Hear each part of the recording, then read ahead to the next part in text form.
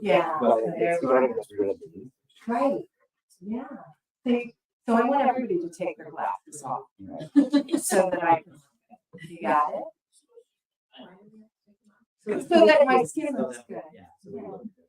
Yeah. That's wrong. We were just talking about natural filters is when we have people remove their glasses. Right. If you remove your glasses, look at how good my skin looks. Okay? No wrinkles, it's And you can't see all of these. That's right. There's the whole high definition world that has really ruined that for some people. But so I want to give kudos to all of those actresses over 70 that are still working and on high def. Yes. God bless you, ladies. Anyway, good morning. Welcome to Sofa Sundays. As you can tell, my beautiful assistant today is not Michelle. It is Michael. Right. So, close, almost similar spelling. Yes. And I forgot to tell Michael that it was a caftan kind of place. So, maybe I'll, you could put the pictures in the. Yeah, exactly. Because I was wearing one yesterday. And Yeah, we had Mrs. Roper Romp here in Arizona. And yeah, it was very fun from Three's Company, if you remember. Yeah. TV show. So Who I model myself. there were like, I don't know, 80 Helens walking around Melrose area, myself included. I had a fabulous purple captain. It matched. I know. And when it's Michelle, I normally send a text and say, this is what I'm wearing. I didn't do that with Michael, but next time I'll know. Next time I'll know. So we are located here at the Unleash Your Life Studios, 7220 North 16th Street in Phoenix, Arizona. We're between Glendale and Northern, in case you're rushing to get here. Just to let you know. And if you're looking for us, no need to worry too much about the building number. It is building A, and you'll notice the girls on the screen will be also on the door. So I see a few people moving onto our Facebook page, and ever since the faux pas that happened with the lack of sound, I never want people to have that experience again with us. So I'm just going to sign on real quick and say, good morning, Tia. Good morning, Christine. Good morning, honey. My honey's watching too. So there you go. All right. Well, I'd like to get this started. So I am going to press in.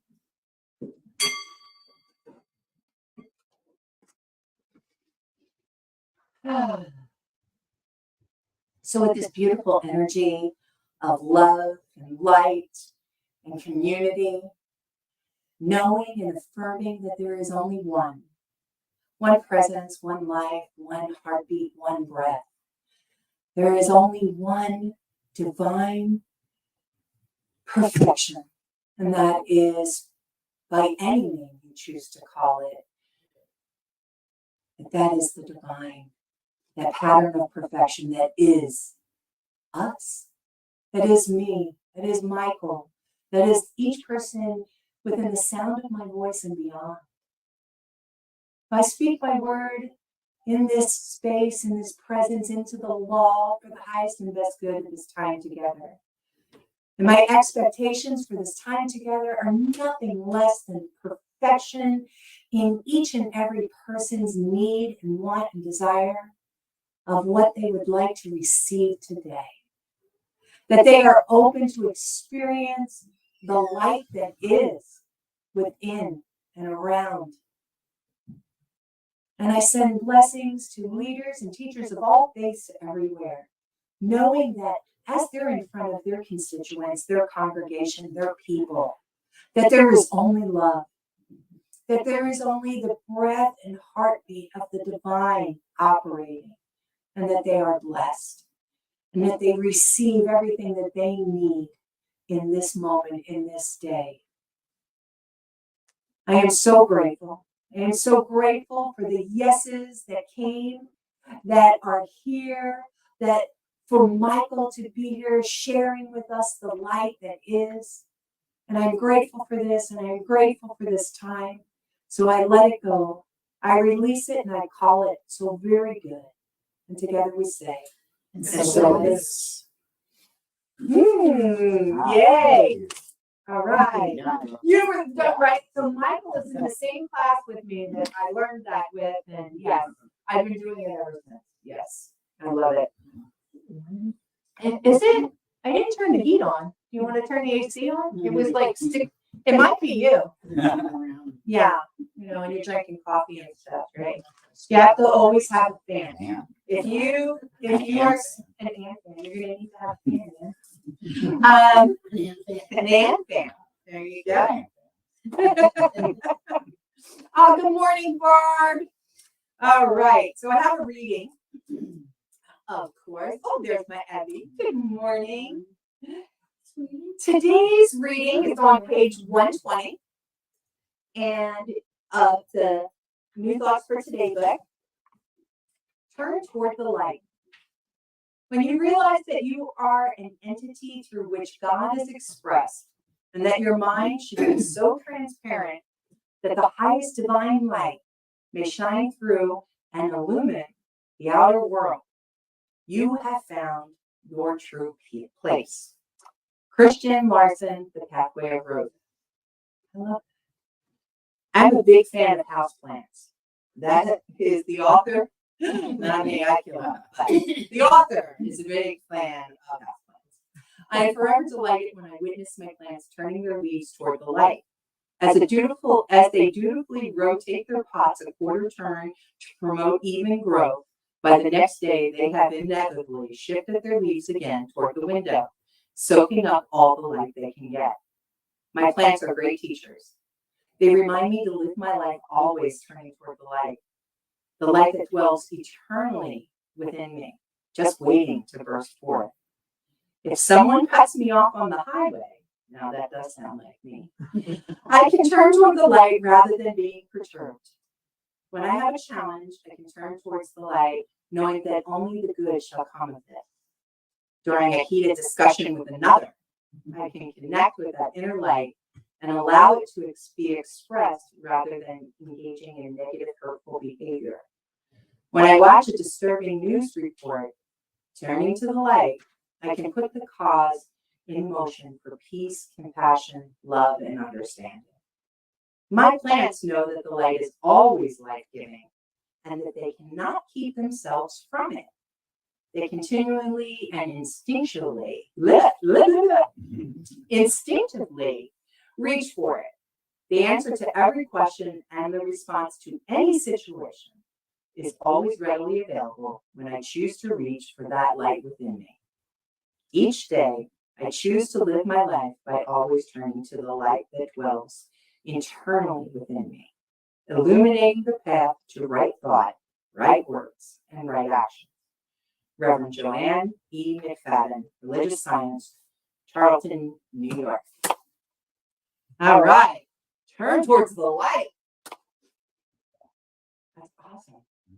So, like many things, when we're here on the sofa, we've already had a conversation before it ever begins.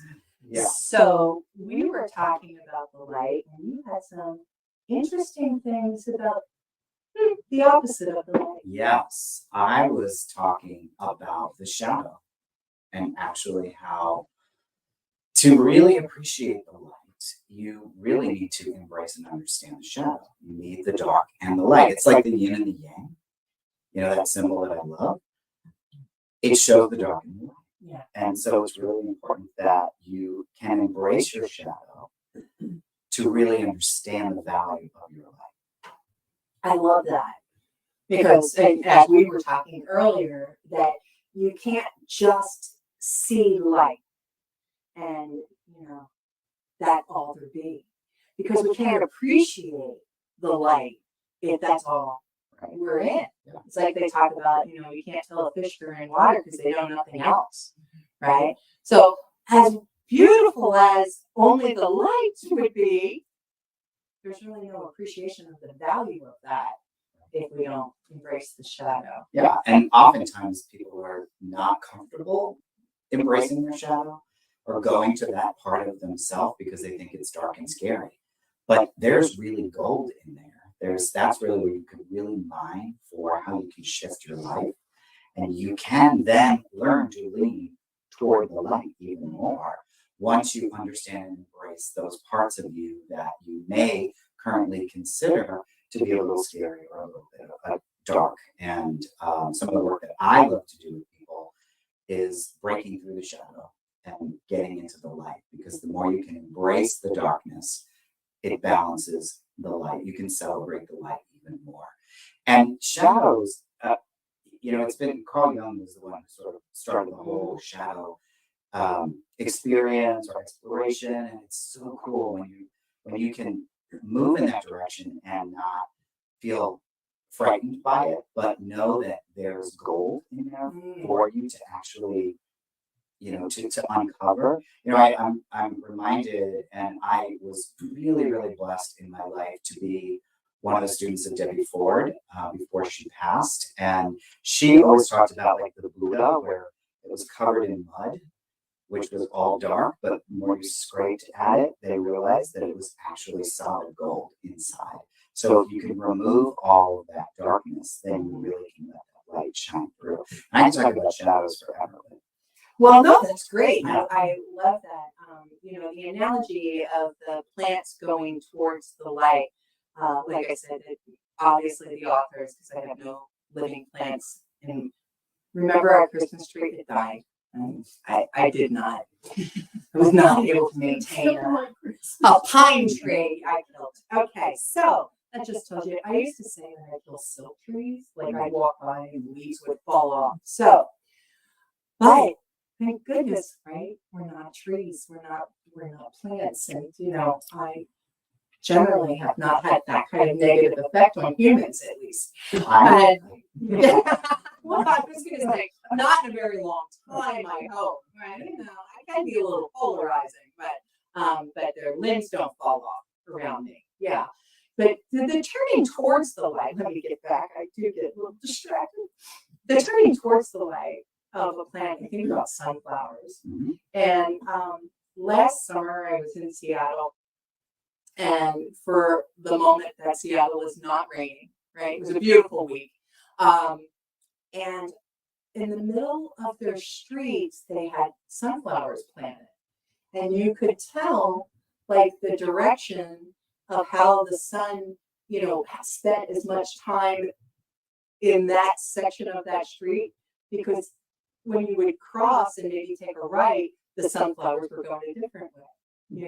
And so you could see how they were leaning towards the light on that. And I love that, and that is something that I feel like I always want to be doing, is going towards the light, because I do have a lot of, scary, achy stuff that comes up. Yeah, but the beauty of being able to really recognize that the light is, well, I should say, the light is always there, but so is the dark. And if you can, again, embrace the dark, allow for the light for me always became like, that's my best friend, that's my rock, that's my ability to know the truth. Right. It's like the North Star. And I know for me, for a lot of years, I didn't even recognize that it was even there. And that kept me a lot in the dark. And it was funny because now I'm thinking back, you said a lot of plants and I used to have to turn them and turn them and turn them and turn them, but I never really put that metaphor there.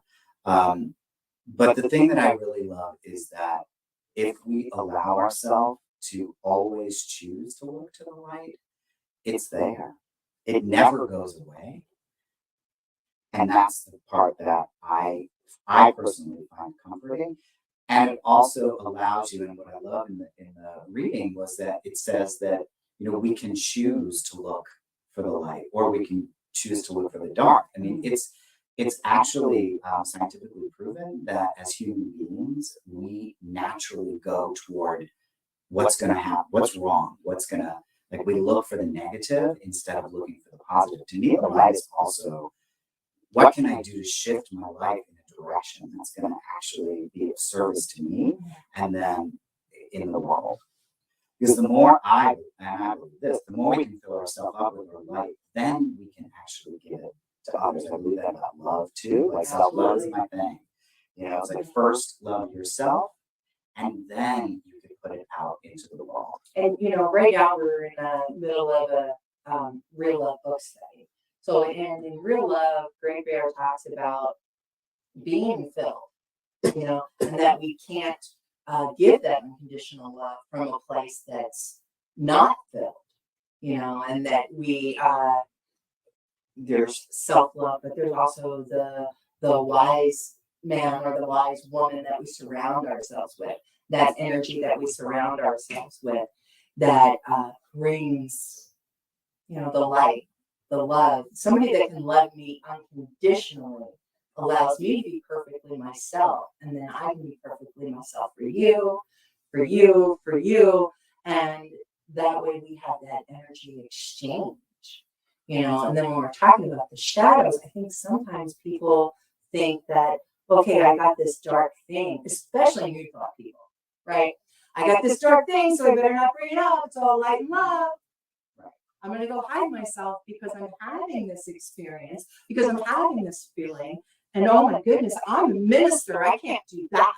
I can't have that publicly. So let me go hide myself, and then I'm not experiencing the light because, I shut myself off from how the light reaches me. Correct. For me, that comes through having authentic communications and connections with others, and if I shut myself off from that, then, and then I only attract more of shadow work. Right. The stuff needing to do. Yeah. Right. And I also love in the spiritual world, we're like, oh, give it to God. Or God will take care of it. It's like, it doesn't work that way. you have to own your stuff. If you really want to put yourself in a place of living in the light, then you have to be responsible. And you have the choice to take responsibility for your own life. And again, make the choices that are going to move you in the direction that you want to in your life. And I love that you brought up like how we can use the people around us. I actually just posted something today, a reel on Instagram about how if you really want to see yourself, ask 3 people what they think about you. Oh, interesting. What are your strongest things? Three of the strongest things about you, and 3 things that are potentially the weakest that you can actually, look at yourself and see how can I shift, or what changes can I make, or what can I embrace within myself? What about me is great that I can grow and expand? The light. And then what are the things that perhaps I need to sort of work on, real about, and that's where the growth is going to be as well. Just you even saying that made me nervous. Like, I'm all for you telling me about my strengths, but and what it reminded me of, and I don't know, this is probably going back 15, 16 years, that remember the O magazine? I mean, I think she still has the magazine, but in the O magazine, Oprah had something like that, some like little quiz, right? And only there were words that you could choose for the person, right? And so we're sitting out in the back patio, and I'm in the relationship before this one, and my mother's there, and my nieces and stuff, and they're now in their 30s, so they were in their teens, and you know how teens are, right? They're thank you for so,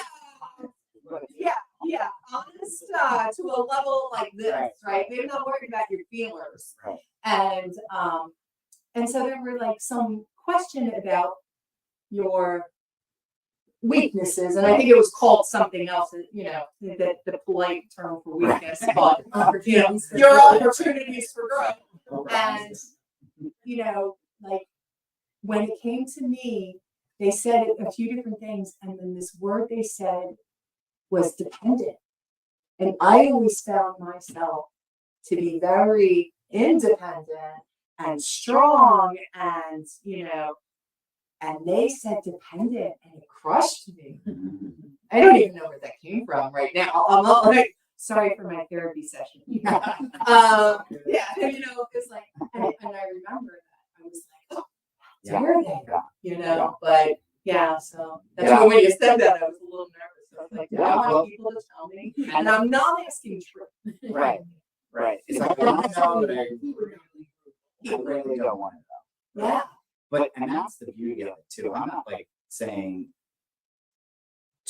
what I'm saying is choose the people who you feel are going to be compassionate and kind about it, not like someone that you know. No, would we love have to tell you what teenagers. they really like about you. Because that's really where the value is. And then you obviously get to choose what you do with that information. And the beautiful part of it, and I don't know if you noticed, she was like, and I felt like our body becomes where we receive those words. I like to say like our body becomes like our signposts for, Sure. and it's like if someone, says that, you're dependent, you can be like, Yeah. that's a sure sign that you have what I call disowned Yeah. that part of you, and you need to sort of embrace it and bring it back. Oh, I was absolutely dependent. Yeah. Just an FYI. Right.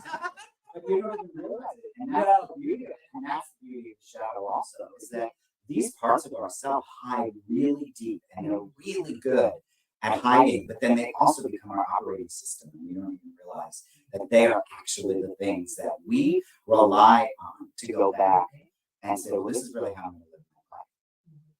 Well, and you're in Michelle's best year, yeah. Yes. And you did you do her positive intelligence? Yes. Okay. So, and we talk about positive intelligence a lot. I'm also training to be a positive intelligence coach. And that's when you talk about the shadow side and the saboteurs, going into those qualities that, and so it just reminded me when I used the word quality that, in 12-step program, we call them character defects. Okay. And I remember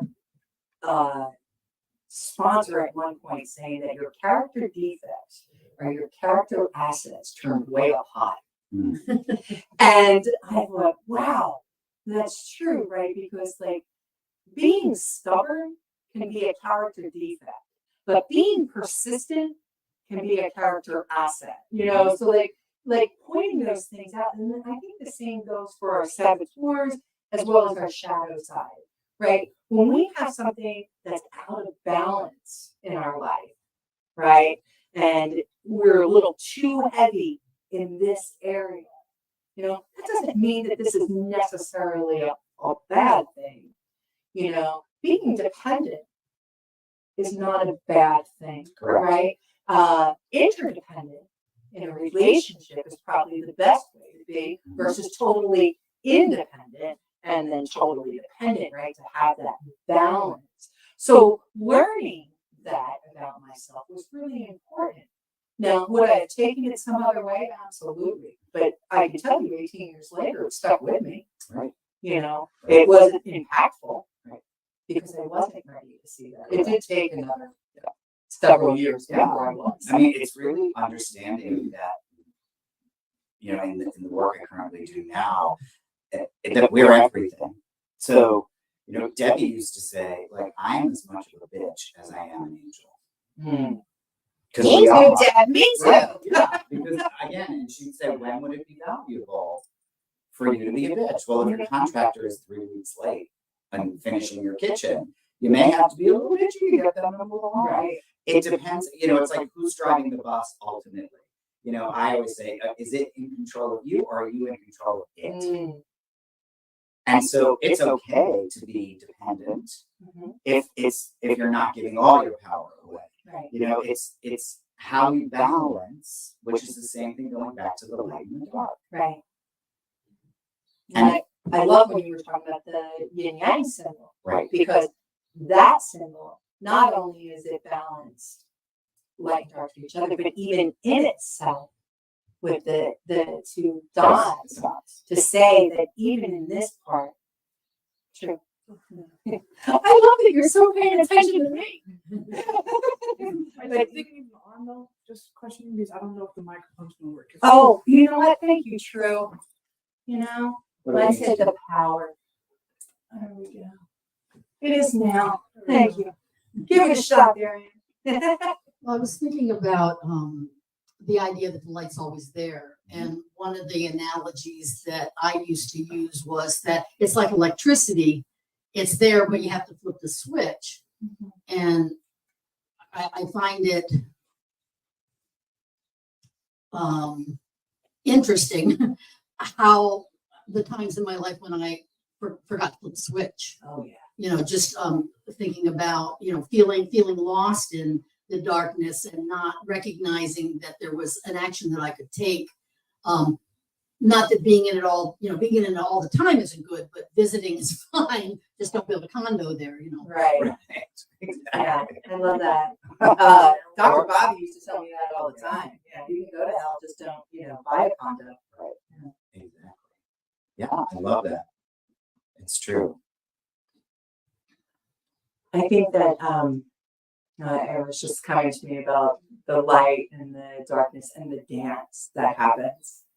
You know, that sometimes I might not always even be aware of the shadow Mhm. of what's going on. You know, I was telling you earlier, I'm currently doing a wonderful class with Amy Steinberg called Mental Muscle.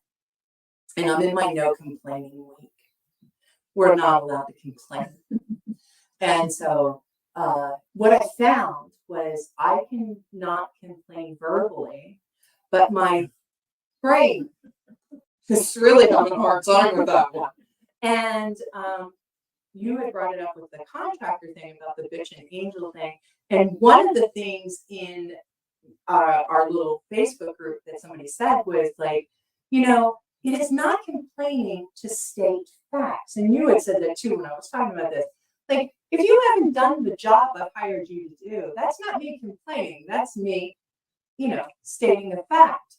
And now we have a resolution we need to have, right? And so there's an action involved. Complaining is you didn't do your job, I don't tell you about it, and nothing gets done. And I continue to talk about how that didn't happen and how unhappy I am and what a martyr I am. And so the action. So if there's something wrong, you either take action or you accept it. There's really not a need for discussion for 30 years about it, right? And yeah, so I was also talking to my daughter about that, and we were relegating that to, you know, diets and stuff like that, and about complaining. So there's no more complaining about that. And she's like, God, I hate when you take classes. So, you know, super learning time. Well, part of that also is separating fact from fiction. Because and again, I currently work with this amazing coach. Her name is Nancy Levin, and she talks about a way to sort of bust the shadow is to separate the fact from the fiction. Because in the fiction is where the emotion lies, because we love to make up the story. But the fact is the kitchen is not finished. The emotion is, I paid you, you know, and that's when we forget to turn on the electricity. You know, like we can get so caught up in the fiction and the story that that's what really holds us back in life. So what I've learned to do is, and you mentioned it earlier about sort of your daily practices. You know, how do we return to the light? How do we remember to flip the switch in the morning? You know, you get up and you have gratitude time, or you know, journal, or you take 5 minutes to meditate and reconnect and find the light, find the source, acknowledge the dark, but allow for the light to really come in and flood you. And actually, I brought along this book that was written, was published after Debbie Ford passed, and it's called Discover the Light Within, and it's called Your Holiness. And it's just a collection of readings and poems that she wrote. And what I actually do sometimes is I will just randomly go, okay, what do I need to know today? I love that. And I'll just read, remember one of the many things, the many times that we give up our prayer practice and allow my extra large ego to take control of my life, I'm trying to reach enlightenment by depriving myself of everything and anything in the external world without nourishing or working on my internal world. So, boom, there's a message. Go back inside. What? Begin within? Yeah. We've never heard that. Never. Right. So, but that's where your light's going to be. And we often forget that that's the place that you're going to find it first. So, develop those daily practices, morning and night. Oh, I have such a hard time with the night one, but I agree. But it can be quick. I mean, I can tell you what I do. When I get into bed and I lay there before I go to bed, I go, who am I grateful for today? And I just run through the list, and it just shifts my brain into a space of gratitude, and I'm asleep. That's wonderful. Yeah, the class that I'm in, I'm good at morning. I'm awake at morning. I love morning. I'm powerful in the morning. But nighttime.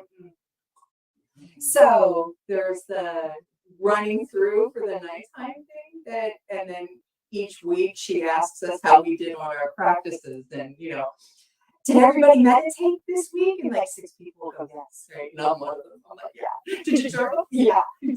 Did you practice in the evening? Right.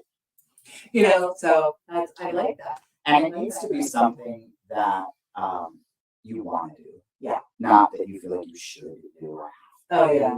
Shoulds and have to. Yeah. I mean, if you want while you're brushing your teeth, I mean, you brush your teeth, whatever you do. But, it's like, it doesn't have to be these big, long spiritual experiences. And Right. it's about turning inside. It's about going inside to that light and reconnecting with your source, whatever that is for you, and allowing yourself to reconnect and just be. Because if you can start your day inside within yourself and you can end your day that way, a better place to be. You don't really need anything else, theoretically. True. What are some of the approaches that you use for people working with their darkness, their shadow? I think just so that to make sure. Or is it just knowing some of the approaches that you utilize to help people work with the shadow side? Yeah, well, I do. I do a program. I take people through. It's called Reinvention Coaching, and basically, we're just looking at ways to reinvent your life. It was developed by Nancy Levin, and within it, we look for where you want to go in your life, right? And so we establish a vision, and it's a very high level vision of what you want in your life, and then subsequently, it's an 8-week to 9-week program. We look at what's in the way. What's not allowing you to move forward. And one of the first places that we do explore is your shadow and finding what is the truth and what's not. What again, I didn't coin this. This was Debbie and Carl Jung and Nancy and everybody. We established these shadows under the age of 10 years old. Wow. And we don't even realize it. Something will happen in our life, and we will make that decision in our current situation, because human beings make everything mean something about them, right? So as children, I star in all my memories. Yeah, absolutely. And we can't really necessarily discern between what's fact or fiction, and even as children, we see the world very differently. So we establish, like, if someone is arguing or someone is screaming, like, I'm not safe. And we take on the I'm not safe and we embed it into us. And then through our life, we will make choices on that I'm not safe. And what I do is I work with them to sort of go back to what I call origin points. When that was established, when you found that I'm not safe, or that most things always ladder up to I'm not worthy, but there's I'm not safe, I'm stupid, I'm not good enough. There's all of these stories that we tell ourselves, these shadows. And if we can bring them into the light, then we get to shift them. And it's the shifting process. We do that as an internal process. And we go inside and we sort of find our true self. And That's where the real answers lie. So find that opportunity in that time. Now let's look at how we can reframe that as the adult. What does Anne think now versus what would Anne think when she was 8 years old and someone was saying, you can't do that. You know, it's like, and we don't realize that we're the ones that saying, you can't do that. Yeah. And that's the part that we go in and we shift. And then we set, okay, so now we know that you can do that. Now tell me a time in your life when you did do that. So tell me a time in your life when you did something amazing. Finished writing my book. Exactly. Boom. I knew that. Yeah. So she just finished writing her book. Is what Yeah, she said. thank you. So that alone is proof that you can do that. So it's going in, and guess what? Here's the great news: we don't only have one shadow. We What? have lots of them. So we go in, Don't tell Peter Pan. we keep working at it, and keep working at it, and keep working at it until you feel like you can move forward. And it's a very powerful shift for people because then they can always go, oh yeah. If they're feeling stuck or they're feeling scared or they can't get to the light, they'll go, oh, there's my shadow. There's the I'm not stupid or I am stupid. And what it does is it neutralizes it. No, why? What? I'm just curious. Because we can see it as an adult. We can rationalize it as an adult versus as a child who is still stuck in that, you know, oh my gosh, my world is falling apart. Everything, you know, it's like I'm the one who made dad leave, or I'm the, like, Right. and we just take that through, and then we realize through our life, like, why do I have trouble with relationships? Because I think everybody leaves. And when people get that connection and they go, whoa, like, I didn't even know that. And you could say, well, okay, so give me an opportunity. Tell me where anything in your life where nobody left. Give me one example. It could be, well, I have a best friend who I've had for 20 years. Boom. It shifts. It's like, it's amazing to watch someone discover these things within themselves. And that's really when you bring in the light. And through the rest of the program, we really then reinforce. So that's like the the light. beginning part. Yeah, that's the beginning. Yes. And we look at what are the other things that could potentially be in the way and what can we shift or change as we're going along. So, and each week we sort of uncover another aspect of it, and then we solidify and we grow and we get to the last thing, which is about visibility and allowing yourself to be seen in your light. And it's like the way I like to do it is it's not like how do you see me, it's how I see me. So I always use the metaphor of take this big light, you know, those big, you know, spotlights when you and you turn it on you. And you allow yourself to see you for the first time. And that's really stepping into your light. I love that. Is that helpful? That was a long answer. Sure. No, that's awesome. Yeah. It's And really amazing work. Yeah, did not invent it, but it has changed my life completely. And this is something that you do, you're certified in. Correct. Right? So if you are interested in finding out more about Michael and what he does, I did post his bio, his website is in there. Yes. And I love that term, Chief Reinvention Officer. Yes, I mean like C-suite level. Yes. Yeah. Well, I come from 30 years of corporate. Right, right. I Okay. love that. And I love all the, you know, I love the spiritual stuff, and I love this work, and it changed my life so deeply that that's why I decided to become a coach. So now I'm a master life coach, and I've got like 8 certifications, and I do boundary coaching and worthy coaching and beautiful programs, healing your heart. If you're, you know, And don't you have some like amazing retreat coming up? I do. I also do reinvention retreats, and I am very blessed to work with someone who's sat on this. Yes, she has. Cerise Patron and another woman, Susan Jacoby, and the 3 of us facilitate these reinvention coaching experiences. And we are going to be in Costa Rica in less than a month with some folks, and we have decided for this particular retreat that we're focusing on the LGBTQIA community exclusively, working on and it's called Pride, Purpose, and Possibility. Oh, I love that. So it's where are you with your own pride and self-pride? What is your purpose? And then before you leave, let's set your possibility. So it's moving people into, we're going to be a community. We're saying we're sort of like the microcosm of the macrocosm, Right. but our microcosm will then become the macrocosm once everyone sort of leaves and goes off and brings their energy. Right. Because that is, you know, when it comes to purpose, right? That's our purpose, is to bring our light out, Yes. right? Whether it's one-on-one, you know, or in a big way, you know.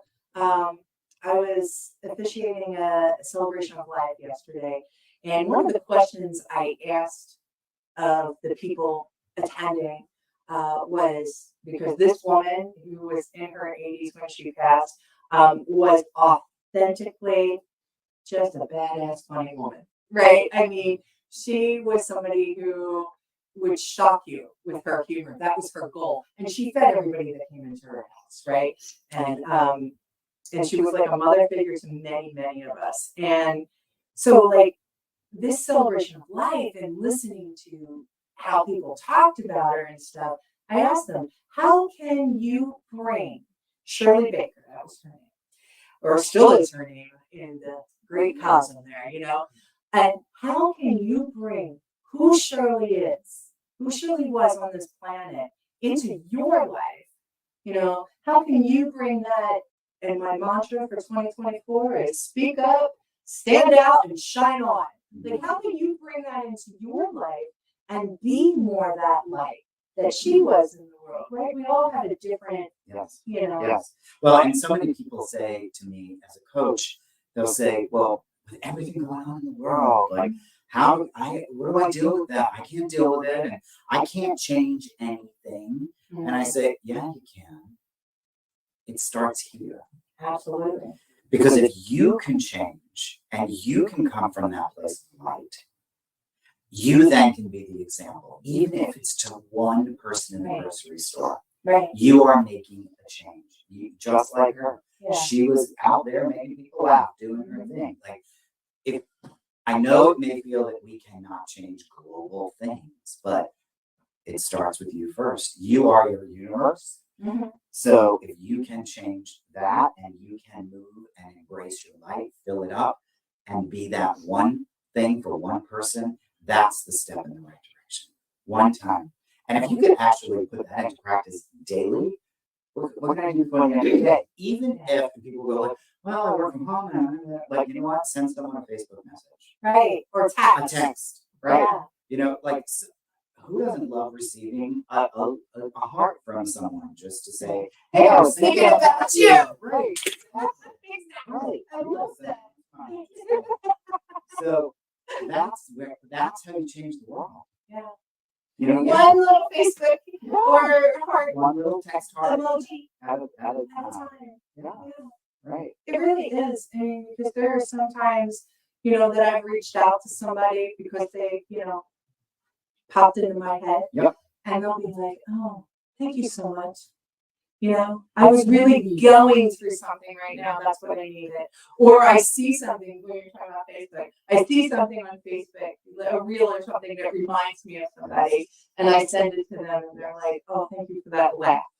You know, and there's so many times that, you know, I receive those things from somebody, and I'm like, "Oh, how did you know?"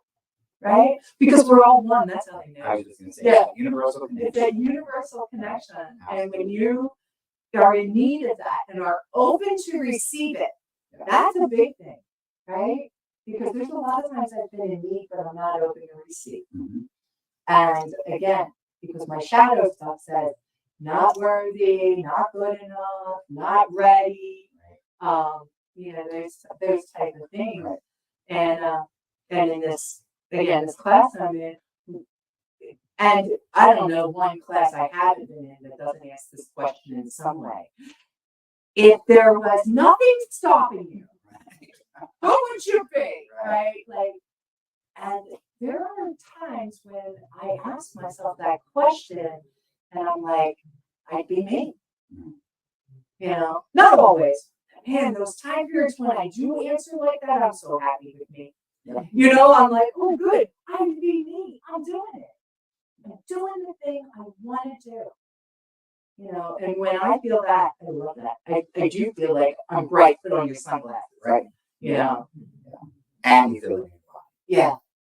You know, like you really can feel it. Like I can't tell you, or I can't emphasize enough, I should say, how important it is to get in touch with your body. Mhm. Because it really does, it is that measurement of what's really happening. If something externally is happening, oftentimes we're going to get it here 1st somewhere. Mhm. And that's where then you have the choice. Like, let this be your first indicator versus the alarm bells that go off. Yeah, I usually wake up That's 2 by 4. right. Oh, how about 2 by 4? Yeah. But true, like it, you know, as we pay attention to how our body operates in this world, there are some signals, right? That, you know, even the simple signals, like when you go on, oh, maybe I need to get up and stretch. Maybe I need to go to bed. Maybe I need a glass of water. Like there's something going on. My body's responding a certain way. So yeah, gotta pay attention to it. Absolutely. It's important. Yeah. Yeah, it's fascinating when you can allow yourself to embrace your own exploration. It's not for everyone. It's Right. not for the faint of heart. But those that are really wanting to shift or change, if there's something in your life that is just not working, that's an indication for you that you can break through that and you can see life in a different way. And I am so blessed that I get to hold people while they create that discovery. I don't do it. Mhm. It's them doing their work. And yet they pay you. How lovely. How lovely. How lovely. I mean, that's a great It's thing. all about value. Exactly. It's all about value. I'm gonna help you work. Yeah. I appreciate it. So yeah, and you mentioned the Costa Rica trip. We have 4 more slots. If anyone out there, Wow. you know, the flights are not that bad to Costa Rica right now. If you're sort of like, hey, I'd love to. And when is it? It's the 16th to the 23rd of March. Oh, March. Oh yeah. So Yeah, it's coming up. It's in this beautiful place that we found called Consmania, which means like zest for life, which I love. Oh, I love Yes, that. and we are the only people on the property, so we're creating this beautiful container. Wow. It's exclusively just for our group, and it's going to be beautiful. Wow, that sounds beautiful. Oh, Yeah. So we'll make sure we get your information Okay. on where they need to go yes. into the Yes. Facebook page here and stuff. So Yeah. anybody interested in going to Costa Rica in a couple of weeks, you need your passport. Yeah. You do. Yeah, you do need your passport. So make sure you have that Yes. ready to go. Wow. I'm willing. Let's go. Oh, so talk to me about shadows and light. What do we have? What ahas did you experience today? I shared mine. You shared yours. Well done. Anything?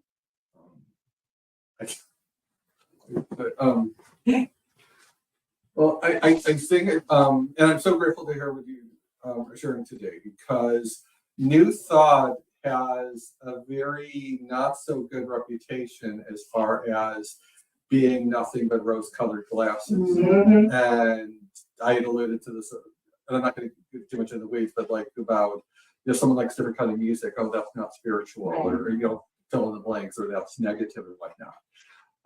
One of my favorite bands, which pertains to what we're talking about, is The Cure, which people describe as like happy sad, Mhm. because the music is happy, the lyrics, depending upon, so that fits in with the light and the dark. Absolutely. Listen to Yeah. The Cure in Absolutely. between days. Yes. Perfect Posy song, Yes. which again gets into that light and dark Yes. thing. Everything about The Cure. Yeah, absolutely. Yeah, thank you for bringing that up, because I'm reminded of the music of Alanis Morissette, because she actually is one of Debbie's coaches. And when what she did is she sort of brought the work to light, if you will, through her very dark experiences. And when we actually respond to music like that or lyrics like that, my belief is that's us, our shadow aligning with us, saying like, hey, there's something here for me to actually explore. And it's not about like clean everything up so that you can be this enlightened being. It's not that.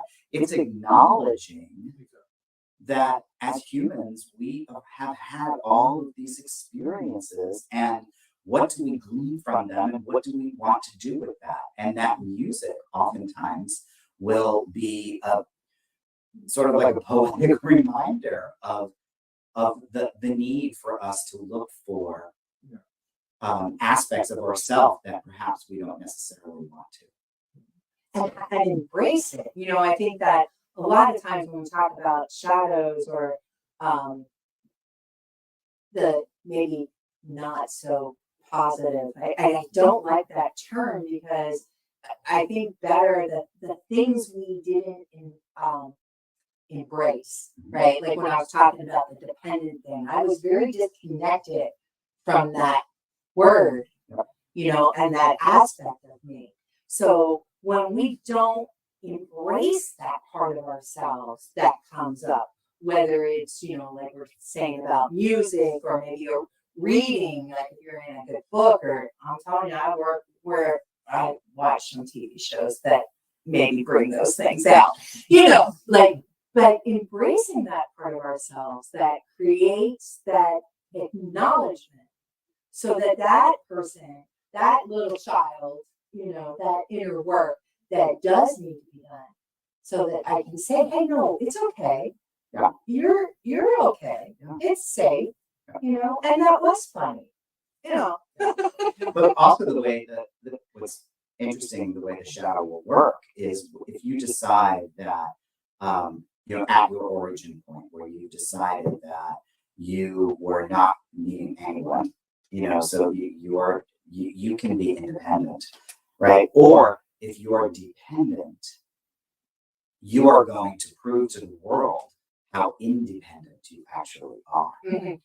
So what we do is we embrace the opposite. Like if you embrace, like if someone says, and it can be as simple as a teacher saying, well, that was stupid, and you take on I'm stupid, you can go on and get 5 master's degrees and become a surgeon. Right. And someone can actually, in the operating room, can say to you, they drop something, or you drop something, and someone innocently can say, well, that was stupid. It will trigger you right back. And you'll feel that in your body until we deal with all of these things. But oftentimes we will go to the extreme so that we don't ever want to be looked at as stupid. Yeah. Right.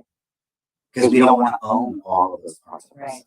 And I was totally, like we said about the independent. Oh, I worked so that I needed no one ever. I was like somebody who could move a whole house by themselves. Of course. Yeah. Like, you know, Right. sofa, king size bed. Right. Yeah. Done. So, yeah, I was absolutely on the opposite side to prove that I wasn't. And sometimes it's also not what directly might have happened to you, but what you might have watched. You know, for instance, and I'm just making up a story. It could have been that you experienced a parent who had their independence taken away, like who was like, you know, you can't, you know, I take care of the money, and you, as a child, experienced some of those things, and you thought, wow, that's never going to be me. I'm not going to allow that to happen to me. And again, it's very powerful what we take on as kids, and we don't even realize it. Right. So the beautiful part of it too is that also as an adult, you just sort of alluded to it, you get to give so much love and light to that child within. Mhm. And I know there's so much work on like loving your inner child, but truly, if you can let that child know that you understood that they were not seeing things perhaps completely as they were, and you can shift it and let them know that they're safe because you're going to take care of them, that also will neutralize the situation. Yes. I love that. Yeah. And it all goes back up to the light. Yes. Yeah. Like, As we turn yeah, towards the light. as we turn towards the light. Yeah. Because again, I always say, let that be your North Star. Yeah. You know, it's like if you could just allow yourself to turn to the light, if you could just give yourself that reminder, get those rituals in place in the morning and at night, where you can just go, how can I reconnect to my light? And how can I allow for my dark so that I can learn and grow? That's where you're going to get to where you want to go in your life. I love it. Yeah. Anybody? Cool. Questions, comments, ahas? You feel complete? All right. Awesome. I didn't ask you before. How do you feel about praying? Oh, fine. Okay, good. Will you pray us out? Absolutely. All right. Okay. Okay, so let's just take a moment to allow ourselves to just bask in everything that we have just experienced. Knowing that all the information, all of the words were there for our highest good. And we know that although they were spoken in this room, they are also universal in the power in which they can change and allow others to see their light. And we invite light into this space and into our hearts. And then we take that light and we let it go through us. And if we can envision at the top of our heads, light going into the universe, spreading wide, touching every corner, every inch of the earth, knowing that everything is right and perfect exactly as it is. And we acknowledge that at any time that we feel fear or we feel stress or concern, we can look toward our light and we can allow that light to grow and expand within us. And that light then becomes universal. We are one, we are connected with the light. We are connected with our higher source, with the universe, with God, knowing that that is always there and it is eternal. And with gratitude for the time that we've spent today, knowing that everything is right and perfect and in order, together we say, and so it is.